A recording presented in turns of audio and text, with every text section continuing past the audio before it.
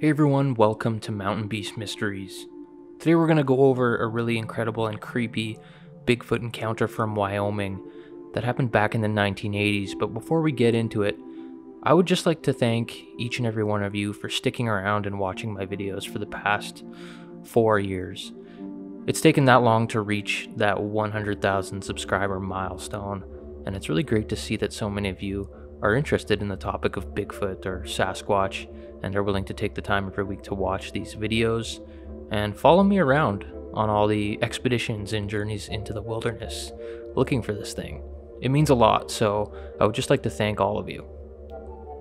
So the Bigfoot encounter I want to talk about involves 2 individuals and 3 Bigfoot creatures. This is an amazing report because not only do you have multiple witnesses, but you have multiple Bigfoot creatures as well that were spotted quite clearly on a creepy moonlit night in the remote Wyoming wilderness. You know, it's amazing to see 1 Bigfoot creature, even more amazing to see 2. Imagine seeing 3 of them at the same time. Very, very lucky.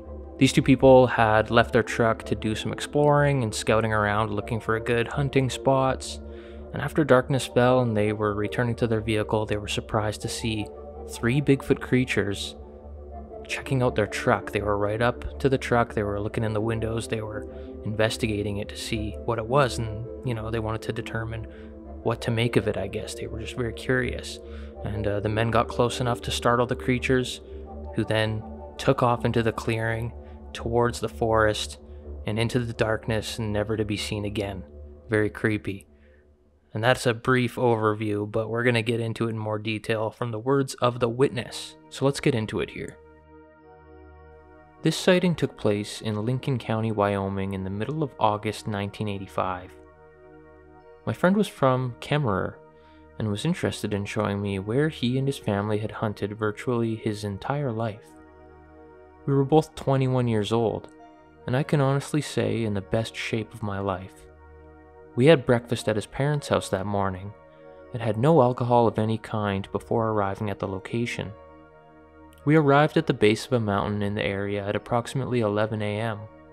It was a beautiful day, approximately 55 degrees and sunny. I had just purchased a new Ford truck and we parked in a clearing about a third of the way up the side. We climbed to the top from there, arriving at about 1 p.m. We walked for the rest of the day. We were purposely being as quiet as possible the majority of the time, in order to see as much wildlife as possible. We came upon elk and moose during the afternoon. We were making a large loop down the side of the mountain and back to the truck. The loop was approximately 9 miles.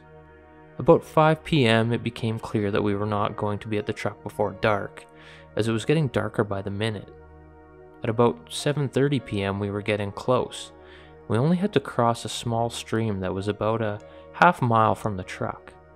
By the time we crossed the stream, it was dark. The moon was rising and providing some light. What comes next, I've only told to certain family members for fear of being ridiculed. If it had not happened to me, I don't know if I would believe it either. When we crossed the stream, we were in the thick brush and trees. As we came out of the brush and into the clearing, we saw the truck about 500 yards away. It was visible in the moonlight. We talked quietly about where we had been and where he and his dad would most likely concentrate on hunting. As we got closer to the truck, approximately 400 yards, I saw some movement. I could not tell what it was, but it was a brand new truck and I was concerned that someone may have been trying to break into it. My friend saw the movement at about the same time as me. We decided to be as quiet as possible and sneak up to the truck. I had a Smith & Wesson 357, and my friend had a .44 Ruger. We were not afraid at that time, but we were soon to be. As we came up to about 200 yards, I could tell in the moonlight that the movement was from an upright figure. I initially thought that it was a human, but something was odd. I could not understand that if someone was trying to get into it, why they weren't being more forceful.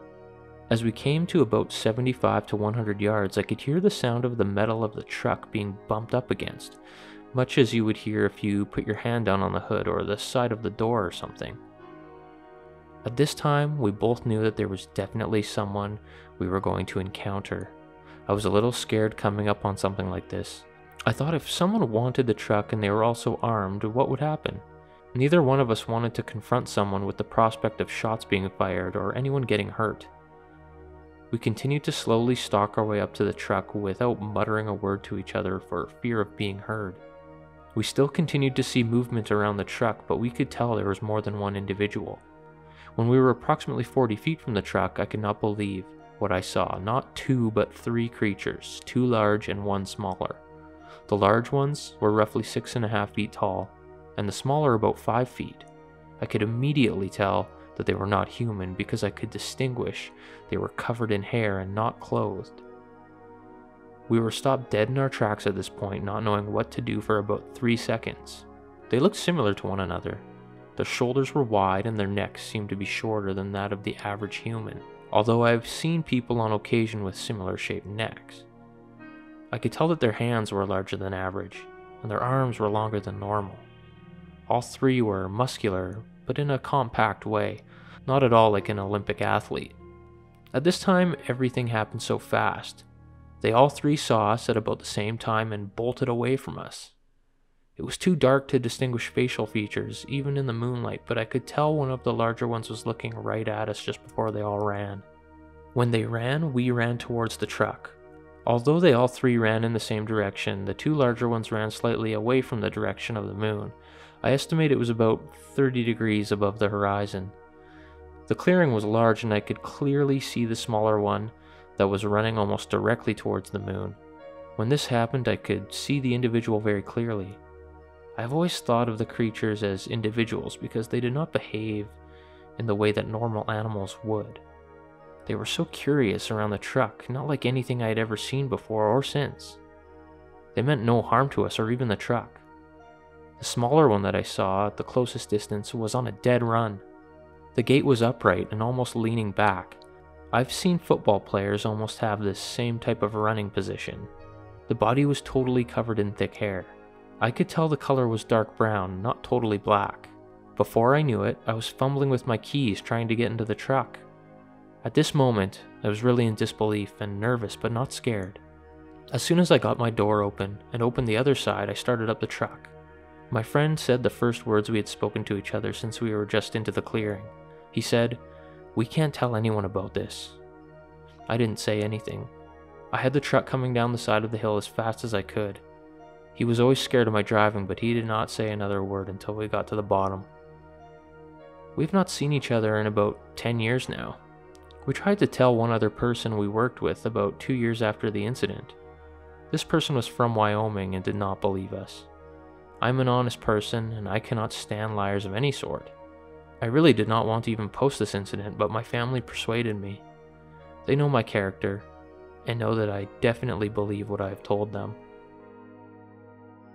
So a very cool encounter. Now these 2 guys were armed and, they didn't feel the need to shoot these creatures. The creatures weren't aggressive in any way, but, if things got crazy, they did have the ability to do that. It's a good thing they didn't just open fire. But these creatures took off running. And the way the guy describes the creature running kind of like a football player would run is very interesting. You don't hear descriptions like that. That's the first time I've ever heard of a Bigfoot creature being kind of described as moving like a football player. But, who knows? Like, there's so many different reports and so many different encounters. There must be thousands of Bigfoot creatures. I'm sure they all run in many different ways, just like people run in different ways. But just knowing that these creatures are out there in the woods at night. These guys startled these creatures and they took off into the forest. And they're somewhere out there. Just think about that when you go out into the wilderness. And it's nighttime, Hiding out there somewhere in the darkness are giant, upright, humanoid, hairy creatures, that are anywhere from 6.5 to 9 feet tall, weigh hundreds and hundreds of pounds. And, they could be watching you and checking you out. And, when you leave your vehicle in a remote area, maybe they'll come up to your vehicle when I was shooting Wildman My Search for Sasquatch, we went out, to the Nordegg area, and we woke up one morning and there were strange oily fingerprints all over one of the car windows. And, you could see them clear as day. They're actual fingerprints from some sort of humanoid. There's dermal ridges, but the weird thing was how oily they were. And, right after that, we trekked off into the bush and we found what looked like juvenile Sasquatch tracks. So maybe these things, if you're not around the vehicle, maybe these things, get brave enough to approach it and they want to check it out and see what the deal is. But, there's many reports of Bigfoot coming up to cars and touching them and leaving fingerprints. But in this story, there's no description of anything like that, of no fingerprints. And, these guys just got in the truck and took off. Like, the guy floored it out of there.